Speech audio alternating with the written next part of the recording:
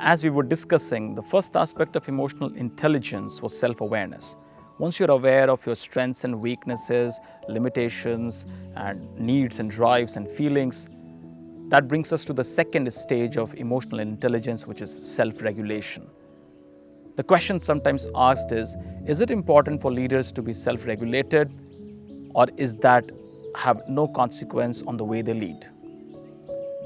What we need to understand is we all have these biological impulses and drives, which is very common for everyone. But what is possible for us is to manage these emotions. To get managed by these emotions or to manage these drives and emotions is what is there in our control. People who are self-regulated, it is not that they don't experience the ups and downs and the lows and the highs of the mood, but they are able to channelize them very well. In the Gita, Krishna gives these two analogies to explain this characteristic of a person who is self-regulated. He gives example of a tortoise.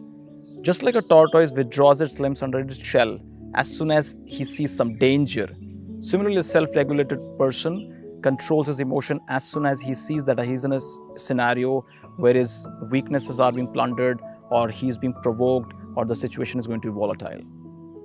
Second analogy he gives is that of an ocean. Just like in an ocean during the rainy season, rivers just keep pouring their unlimited amount of water into the ocean, but the ocean remains absolutely unagitated. The ocean doesn't spill over, the ocean is self-contained. Similarly, a self-regulated person, even if he is in a provoked situation, even if his emotions are volatile, he is able to control and express himself very, very coherently. The question can be asked, why does self-regulation matter so much to leadership? Three things. First is, self-regulated leaders create an environment of trust and fairness. When an environment of trust and fairness is created in an organization or a company or an institution, then politics goes down, in-department fighting goes down, the natural talented people gets attracted to that kind of workplace. Everybody wants to give their 100% because they understand that the leaders are not going to behave or take decisions impulsively. They create an environment of trust and fairness. And self-regulation has a trickle-down effect also. If everyone in the company knows that the top-level management is not going to flare up for no obvious reasons and they are very well contained, there are good chances that people at the lower rungs of responsibilities will follow the same.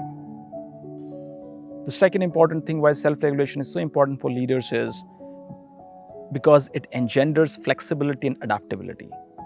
We all know how businesses these days are so volatile, uncertain, and ambiguous. Changes are so uncertain in the way we do business, the market situations. And in order to adjust to all these changes, what is required a lot is how we are able to embrace these changes effectively without becoming unnecessarily paranoid about the changes. So self-regulated leader or an individual can be open to change, channelize their emotions well, deal with their emotions well, and move forward. And the third thing which self-regulation brings in leadership is integrity. When people are able to control their impulses, they demonstrate higher and deeper degree of integrity. Whatever mistakes happen in the corporate world or life or business in general is sometimes just because of impulse. People encounter weaker moments and they crumble, they do something which is not in the interest of the company, it is not in the interest of their family or the job portfolio that they handle. But when people are able to control and regulate the drives and emotions, they are more effective in controlling these impulses and therefore they become more integral. Their integrity increases in terms of organizational behavior. And people with integrity creates organizations which demonstrates that integrity. Now, sometimes people think that leaders who are self-regulated in their emotions and drives, they become like cold fishes, but that's not true. People who are self-regulated have more effective ways of bringing in change, effectively taking decisions, implementing those decisions, because they are always in control of their emotions.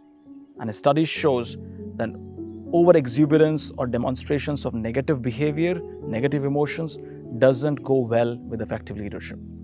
So this is what we need in order to be effective leaders. this ability to self-regulate, the ability to understand, channelize your emotions for a positive, constructive purpose.